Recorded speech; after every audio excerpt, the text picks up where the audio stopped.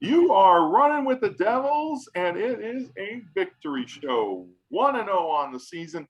The Devils take care of business in Tempe this past Thursday night, taking care of the Southern Utah Thunderbirds, 41-14.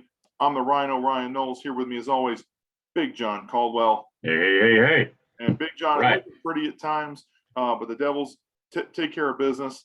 Do what they're supposed to do. Go out there and win. While they didn't cover and they didn't exactly look pretty, they still scored the most points out of any team in the Pac-12 and had the largest margin of victory of anybody in the Pac-12. So still a solid win against a lesser opponent. But as we saw with Montana, Washington, you still got to go out there and play the game. Goodness.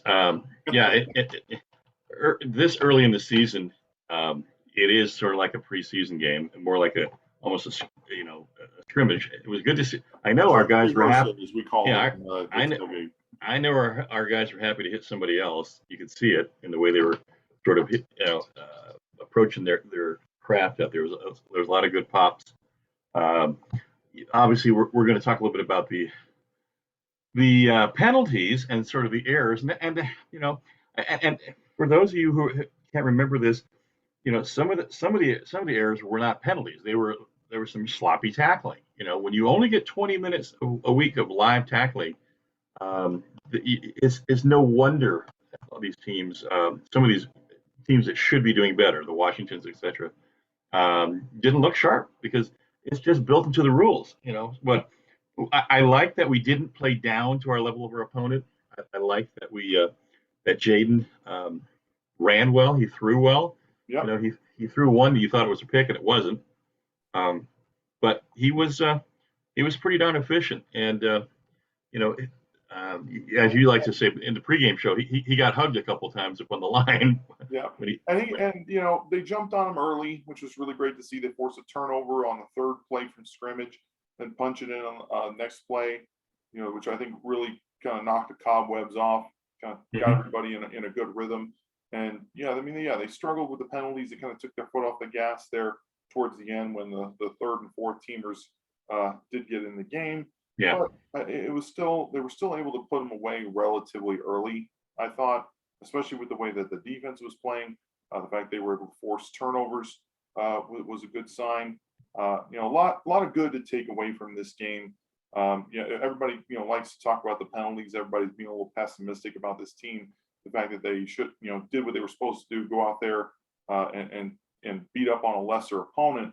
And while that is the case, at the same time, you're still looking for good things that you can build on and things that you can address in film, like the penalties. And I feel like ASU's done that this week. Yeah, that they went out and at every practice, folks, there's 9 or 10 reps, and they cover both fields, the offense and defense, and whatever. So whenever they're in scrimmage, these guys are being looked at by professional refs, and they had them turn it up all the way to 11 this week. Watch it really close. And I'm glad you mentioned that because I talked to a Pac-12 official this week. He actually reffed the Fresno State Oregon game on Saturday. He was on the sideline for the ASU Southern Utah game, and he said that they were calling it close even for him. Like his crew would not have called it that close. Mm-hmm. So I think that's something you can say. It's not going to be that way week in and week out as long as you're doing what you're coached to do, doing what you're supposed to do, not trying to get outside yourself, not trying to do too much. If players can just kind of settle, I think now they got the first game out of the way, they can kind of settle down into more of a rhythm, and the fundamentals I think will start to come to the surface a little bit. And the fact that they had 11 in the first half, 2 in the second, tells me they were, without having gone back on the practice field and work on things, they were able to pretty much correct things. Just between first and second half, it was just a matter of pay attention, guys. You have to act like professionals out here. I think the neatest thing for the kids, and really I think the fans, was being back in the stadium again, and the fact that the students really showed up. And Herm talked about that, the fact that the team's kind of hyped up, coming out of the tunnel to a full stadium for the first time in 18 months. I think Mhm. was definitely a big boost for them. Gratifying. Tried to maybe got outside themselves as a result, but I think that again, the more they do that, the better off they'll be. But it was really great to see being in that stadium, seeing it full, seeing the student section really turn out well. As you can see right there on the graphic, third largest student section turnout ever. There was a period That's incredible. that they actually had to. From Yeah, Utah was down in that end zone where the students were, and they had to get up and say we can't hear, yeah. and they pointed. Yeah, because We got a warning. We got I a sit warning. in the north end zone, and yeah, they had the student section kind of run off out there by where the band is, Right. and yeah, it got a little rowdy out there for sure. The students definitely took pleasure in messing with the Southern Utah players as they were going in the tunnel. I'm going to start taking pictures of some of the better signs. My favorite one was "I love Sax," SAX. Yeah, And coming from the student section, I thought that was pretty cute. Yeah. and Anyway, yeah, so that was really great to see. Great to see. Great to see I think the noise level was amazing. The mhm. passion was there. For everybody to come out. Yeah, I mean, it was great. That was the first game in 18 months, and yeah, I think everybody kind of want to be a part of it. But for them to come out on a Thursday night, as hot as it was, I think that was really tremendous. Yeah. But yeah, going back to Herm, if you go back to the Herm quote, I think he talked about all three phases of the game because they really Right. did need some help.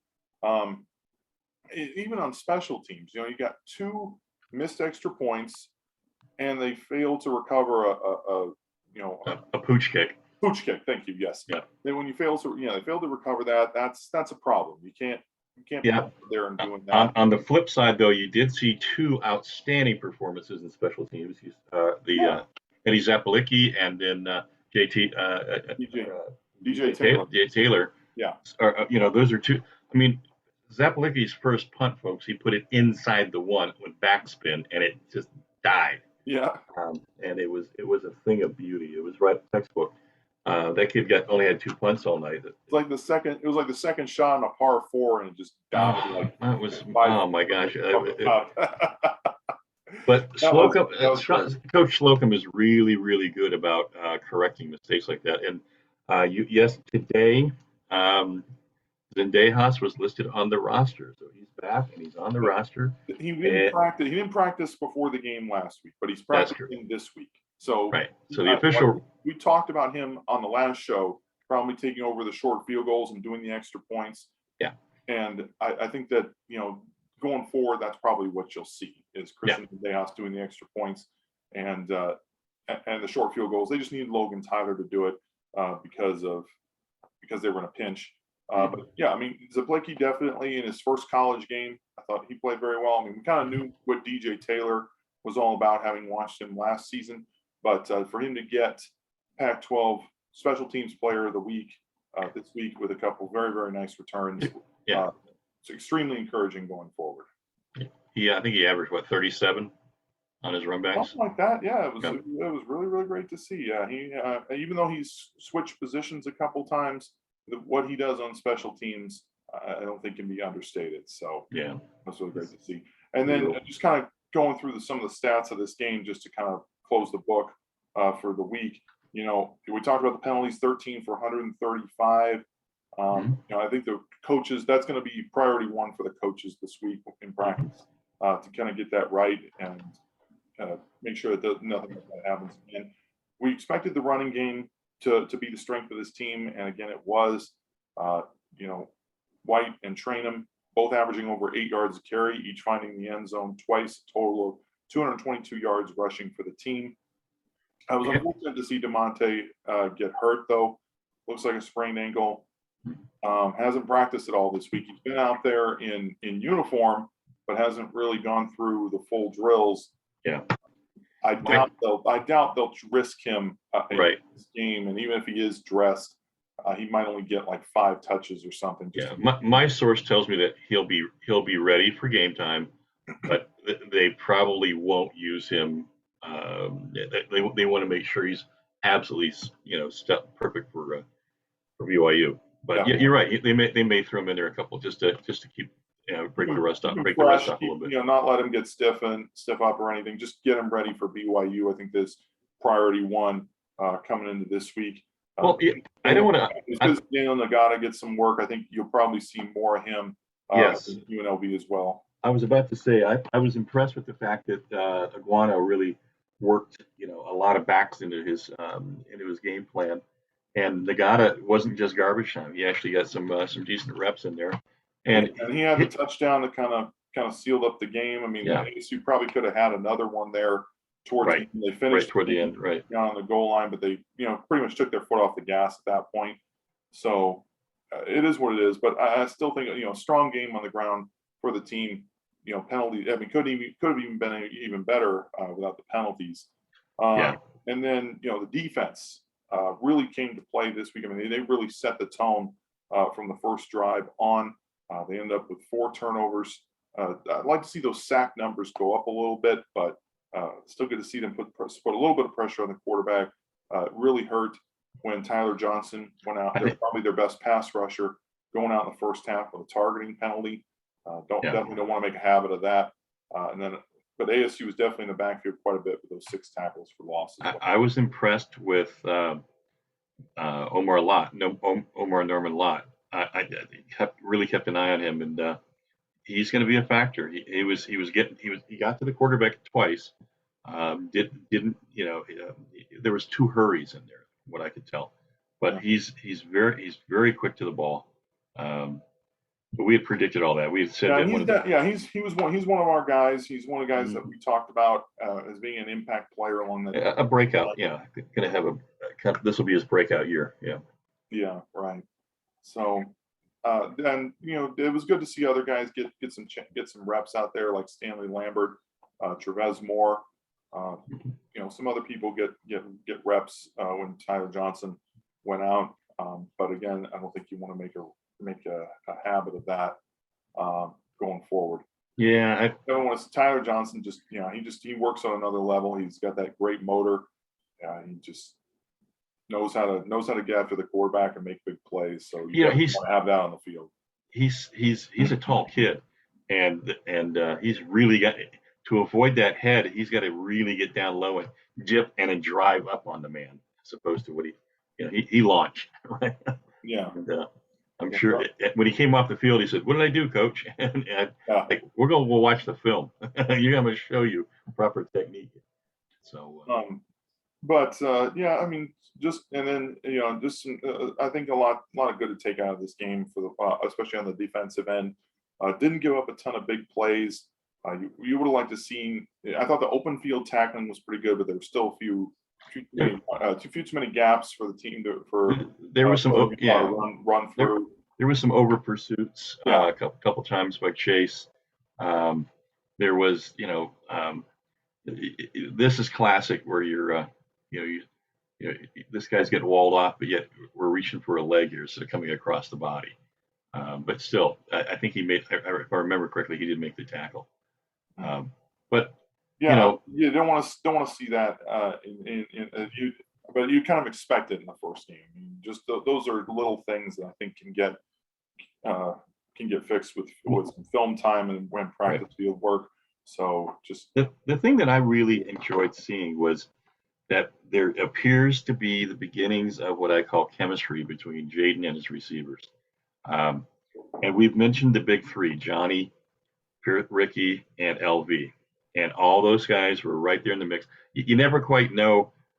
What you see in practice doesn't necessarily translate to the field in terms of who's going to get the most balls. But I'm going to talk in a minute about when we get into the favorite players of the game and why it's good to have a playmaker like a Ricky Pearsall, kind of the Swiss Army knife guy who can go out there and do a little bit of everything. So as I was saying, Ricky appears to be the Swiss Army knife, the guy who the coaches really trust to be a playmaker for him. Yeah, he did a little bit of everything, and that kind of takes us into our players of the game, presented by the ValleyAthleticBoosterClub.com. For all if you want to support Valley Athletic Booster Club, check it out on their website there, ValleyAthleticBoosterClub.com. And our players of the game this week for me, and I'm going with a little low-hanging fruit here, but I'm going to go with quarterback Jaden Daniels. I definitely like that completion percentage of his 10 of 12, 132 yards. Also carried the ball 6 times for 40 yards. Didn't hook up with anyone for a touchdown in this game, but I'm sure he'll have plenty by the time the season's over. And then on defense, Darian Butler, the linebacker, had himself a tremendous game. I mean, I can't remember the last time a linebacker got 2 interceptions and wasn't named Pac-12 Defensive Player of the Week. Yeah. So Devin Lloyd of Utah had a nice game as well. But 5 tackles, tackle for loss, and those 2 big interceptions for Darian Butler. Right. I kept my Player of the Week. I kept my eye on him, and they were lining him up. Every time he lined up, he was in a different place practically. They were almost using him like a free safety in a way. And they were they were moving a lot of the linebackers around. I mean, they had solely I saw that they had solely kind of following the running back around. Yeah. They were doing a lot of different things with the linebackers, trying to mix up the coverages and the looks to confuse Southern Utah, and it worked for the most part, I felt. Yeah, that was real. It was very disruptive and good for Darren. I mean, he the fact that he's trimmed down, you can really see he moves around like a cat out there. You know, he's just blind, really quick to the ball. I came up with 2 players that I thought had exceptional games. DJ Davidson really stood out to me. 3 solos, 3 assists, 2 tackles for loss, and a breakup, and a key fumble recovery. He's the veteran in the middle, and he's doing what he should be doing. But that's the kind of production I love to see every week from him. And I mentioned Pierce tackle, definitely got to see that. He's doing what you got to do at that job. Pearsall, I can't. This was a local kid who just every year he's just coming harder and harder. I call it the triple double. He ran. Oops. Come on back. Right, ran for 26 yards and a TD. He threw. He had and that was the run was on the reverse, right? The double reverse, right. Double reverse third quarter, and then he had the pass for 29 yards. And he threw it to Johnny, right?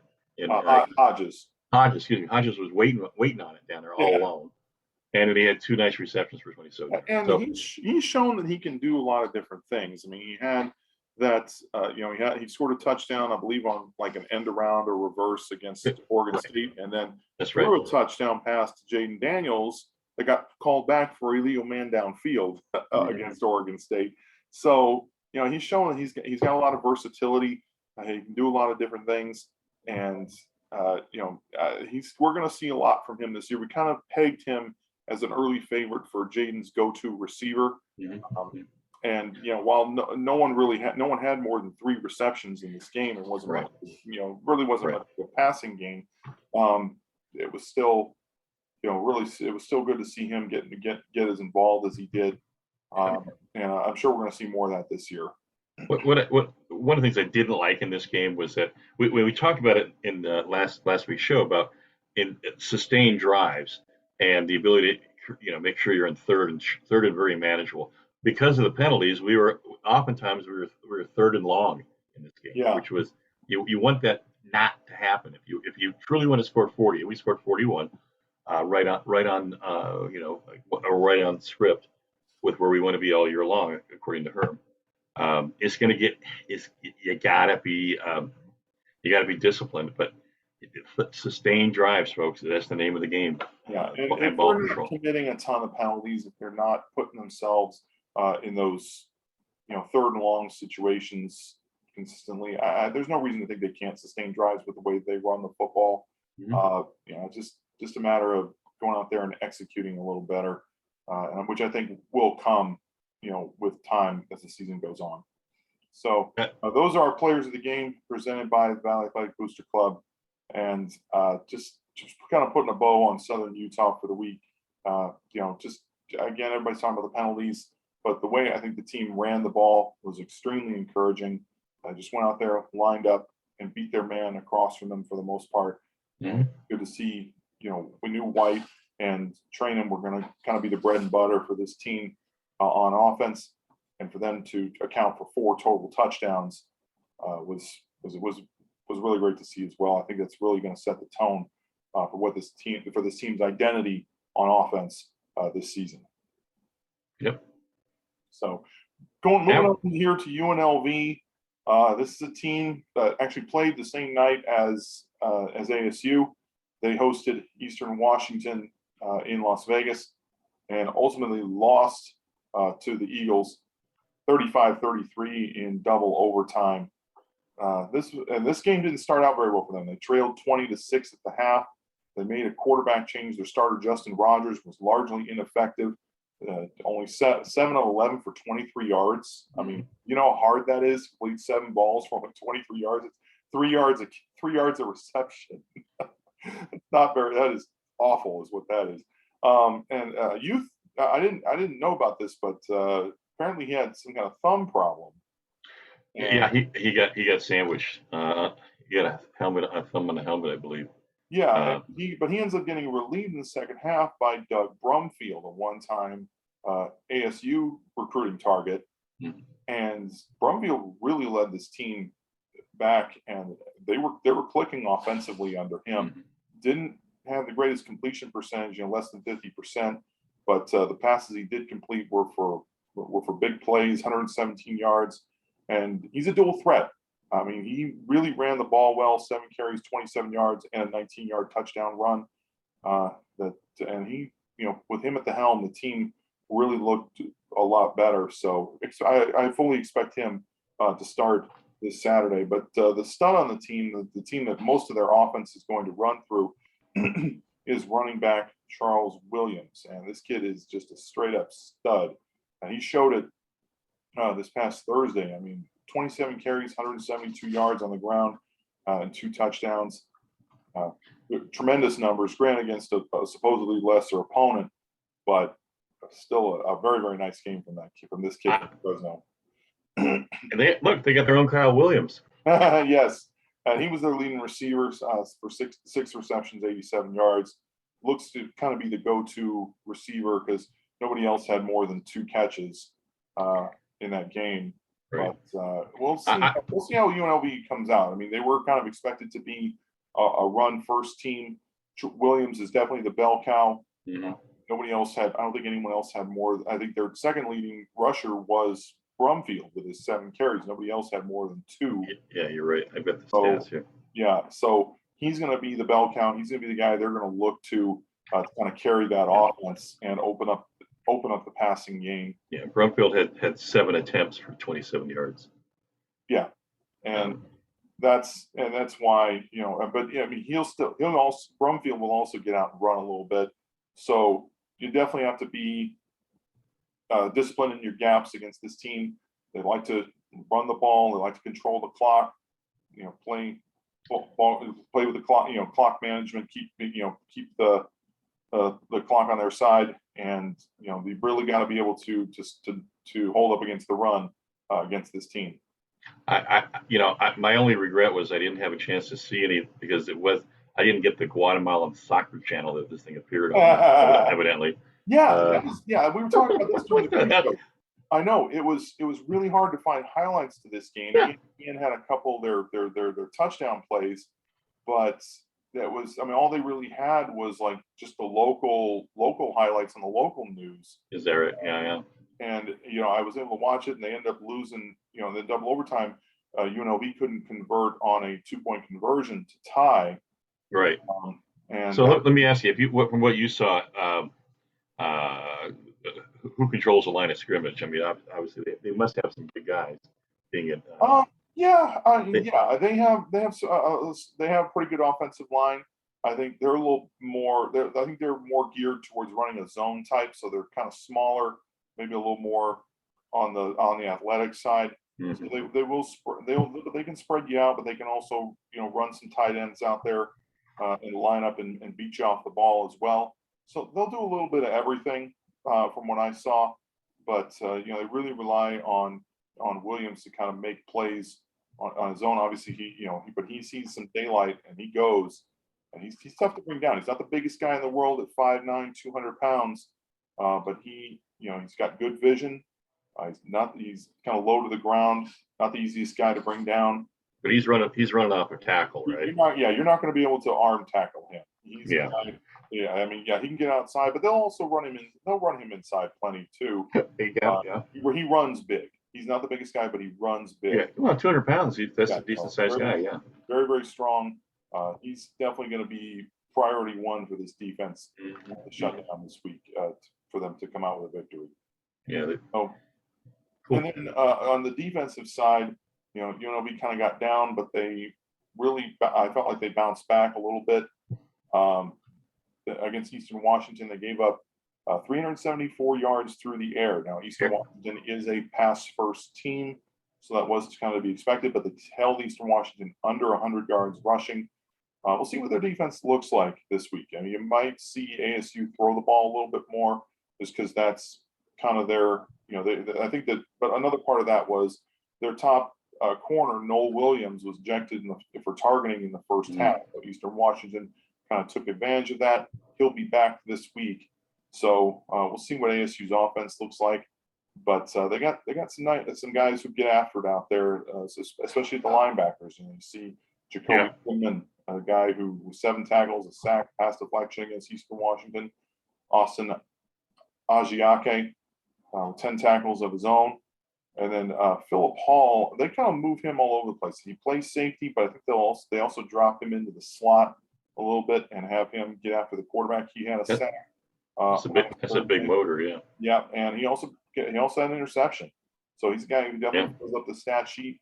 A guy that can, you drop him into the box as a safety, play him on the edge as a corner, do a lot of different things with him. He's very versatile. Definitely somebody that they got to keep an eye on, know where he is. Yeah. Sounds like an athlete. Yeah. So definitely some players on that UNLV defense. Definitely got to keep an eye out for them. They're no pushovers. They're no slouches.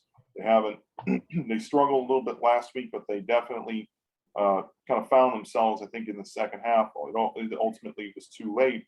But before halftime, before overtime came, UNLV's defense really showed up well. They just obviously couldn't finish there at the end. Eastern Washington hit him for a couple big plays in overtime that ultimately proved to be the difference.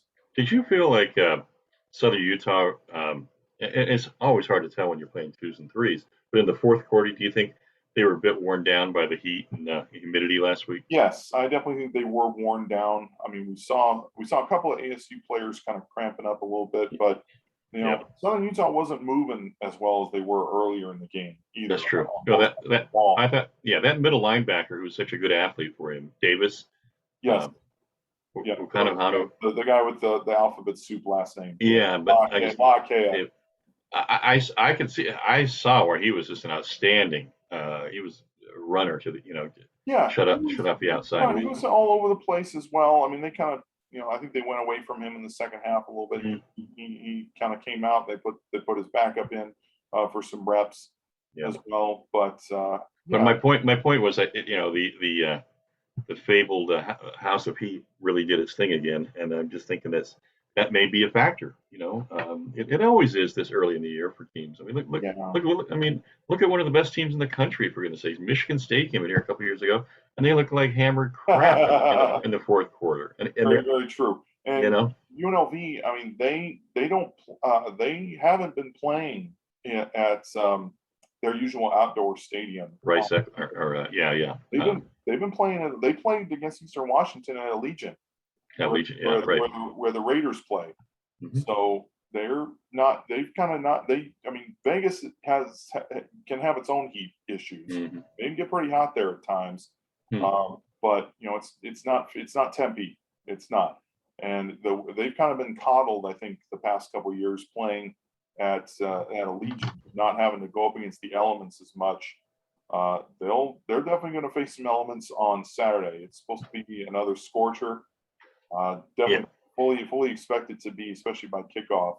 So fortunately, 6:40 is sundown, 7:30 is kickoff. So it'll be at 107 at about 6:40, and it'll drop off maybe 6-7 degrees, but it should be a 100-degree game. That's still pretty. I mean, you're still going to have sweat dripping down. Definitely got got to be I- hydrated. It looks like, yeah, but I think the humidity is going to be a little more under control, a little more Yeah, reasonable for us. yeah. It And won't if you be get, humid because it's not going to rain this week before the game. Like yeah, it did last week, so and if we get, that is something else to consider. if you get a 6 mile an hour wind, that's what they're 6 to 8 mile an hour gusts.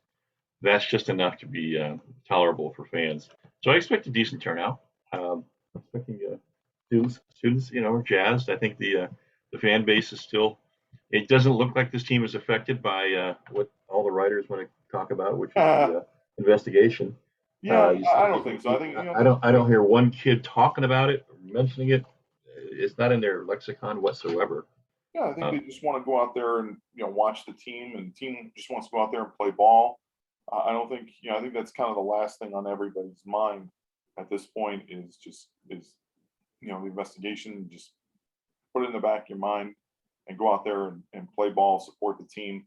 yeah. That's what it should be about. Well, I've seen some irresponsible writers claim that it will be the reason, even though there, we Yeah, have a really good team, really talented senior, star laden team, that'll be the reason that brings them down. I don't see any evidence of that at this point. You know, and folks, I do go to practice, and I don't see anybody talking about it, or these kids just want to go out in a I am. really high level. I am interested to see how this team handles adversity. Because at some point this year, they are going to see some adversity. It may not be in the form of the investigation.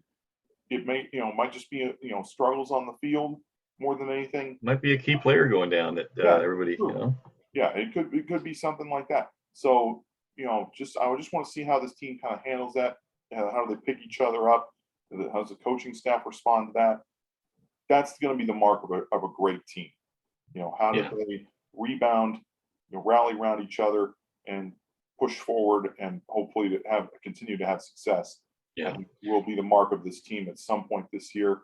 If they do in fact have a great year, then that's going to. I think that will be the reason why their response to any adversity. I have 2 words for Jaden Daniels and Regina. If you're listening in, pickle juice. Okay. No, I'm serious. Getting ahead of the hydration curve is going to be with potassium, and actually, it's sodium. You have to stay on top of. You got to stay on top of that.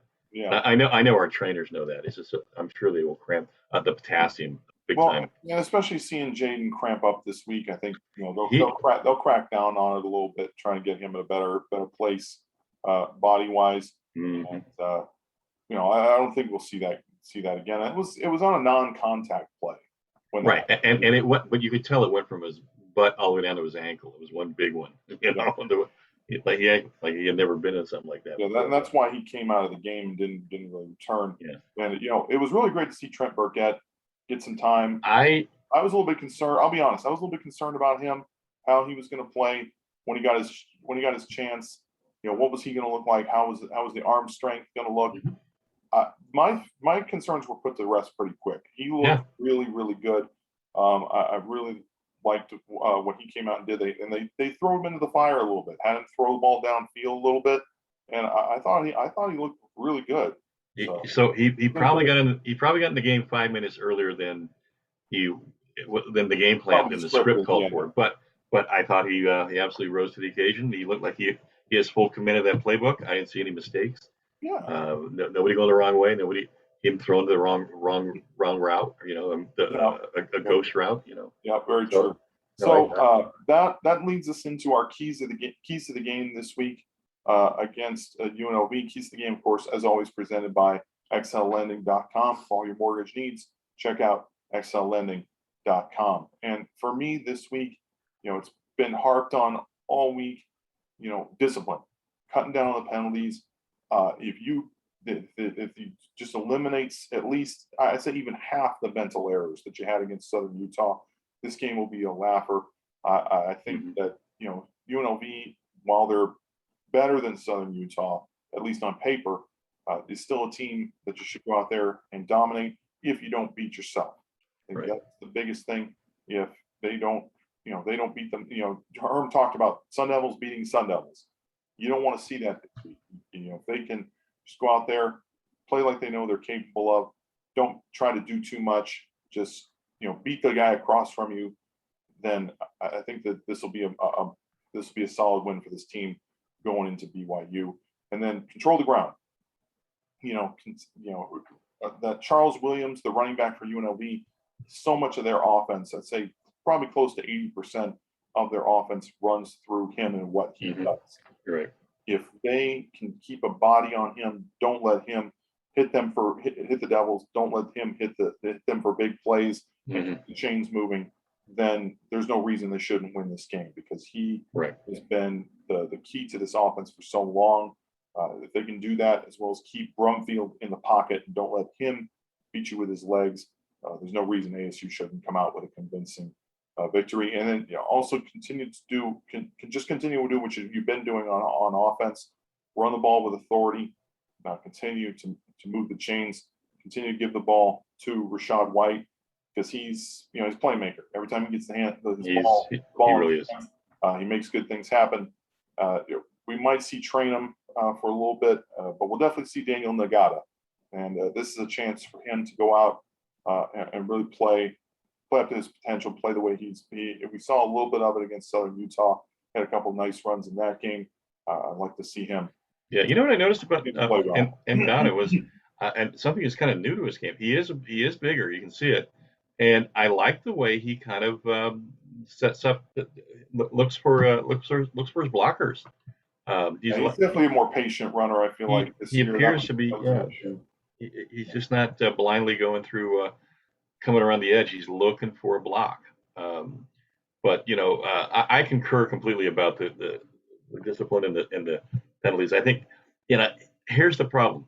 Under Todd Graham, he was a disciplinarian. If you had that kind of game with Todd, everybody would be disciplined, really be screamed at.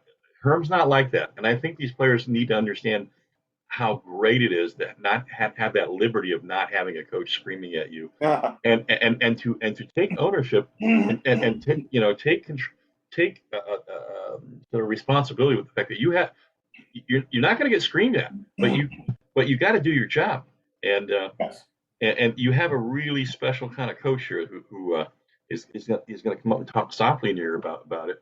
And you're not going to be, you may do a couple of up downs, but you're not. But at the same time, he's also the type of coach who, if you're not doing your job, he's going to put somebody out there who will. You're out. Yeah, that's all there is to it. So that's the pro model, guys. Sorry. Very true. So true. And this is I don't want to harp on what happened 13 years ago.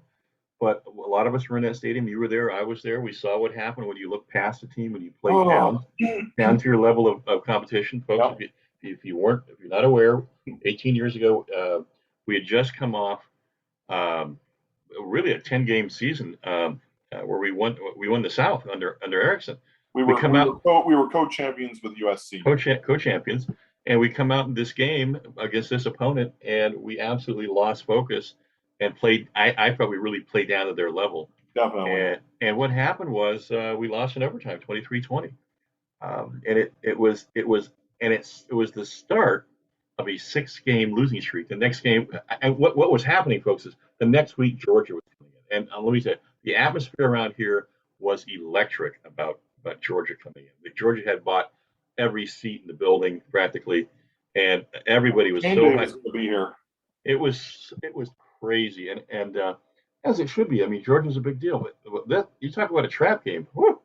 And so I don't want to see anything even close to that in this game. Yeah, don't play down your level of fun. Someday I'd like to read a book about what that phenomenon is of playing down to your level of a poor opponent. I just don't get it. Well, I mean, when you got 18, 19, 20-year-old kids, they tend to underestimate the people across from them. Yeah. If they're not ranked or don't have some kind of storied program. So, it's understandable, but I mean, those kids are on scholarship too. They can just as easily put you on your butt as much as a blue chip NFL prospect can. Mm-hmm. So, if you're not out there laser focused, giving 100% each and every play, you can get put on a highlight reel just as easily. So So we didn't really mention it, but in our rundown here, my friend, but we're rated 23 in a couple of nice polls there, the coaches and the AP. How do you feel about that? Are you good with 23? Given what happened to the teams above us, with Washington losing, there were a couple other teams that lost. I'm good with that. I feel like that, given who we beat and the things that happened above us, 23 is fine for now. Yeah. I think that I don't know. There's one thing that kind of bugs me about the poll, with UCLA going from unranked to 16th after beating LSU. I think that's a little too big of a jump. Mm-hmm. But that's, as far as ASU goes, I think going from 25 to 23, given what happened across college football this weekend, that's fine. It's So not I have a problem with that. The way I look at it is, I'm glad at this early stage, and you can go back to the history of the playoffs, folks. It's okay to be at 23 at this time. You don't want to have your head too high, but at the same time, you don't want to be unranked where you're irrelevant. To your but until conference play starts and you actually start playing the teams that, right, as far as your immediate universe matter, quote unquote, it's all kind of moot for the most part, unless until you actually play a really great non-conference opponent. That's another story in and of itself. Well, I think conference play, I think it's all kind of moot for the most part. I've watched BYU now a couple times, and they don't appear to be a great team. I think they're not nearly the team they were last year, but the way it's setting up for next week, they'll be tougher. And we're not going to make that mistake. We're not going to look ahead. We're all about UNLV this week. We'll get into BYU. You got to tune in next week because we'll be all about BYU next week. Assuming ASU goes out there, takes care of business this Saturday, like we fully expect them to. As you can see here on our score predictions, I'm going 55-20. I feel like this is a game for the offense to kind of run it up. Hammer down. Yes, please. UNLV's got some players on defense, but I definitely don't think they can keep up with the horses that ASU has. I feel like this is a game that the offense can kind of get it together, especially the passing game. Even if this team is playing with a lead, they can't be afraid to air the ball out a little bit. Right. And, I think this is a game. This is definitely a game ASU should go out there, take care of business at home in September. I think the elements will kind of wear on UNLV at some point, and the ASU will run away with this game. 55-20 is my prediction.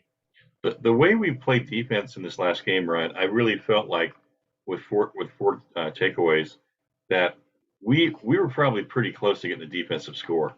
So I'm going with. We were within 3 yards of getting a defensive score on the first drive. That's right.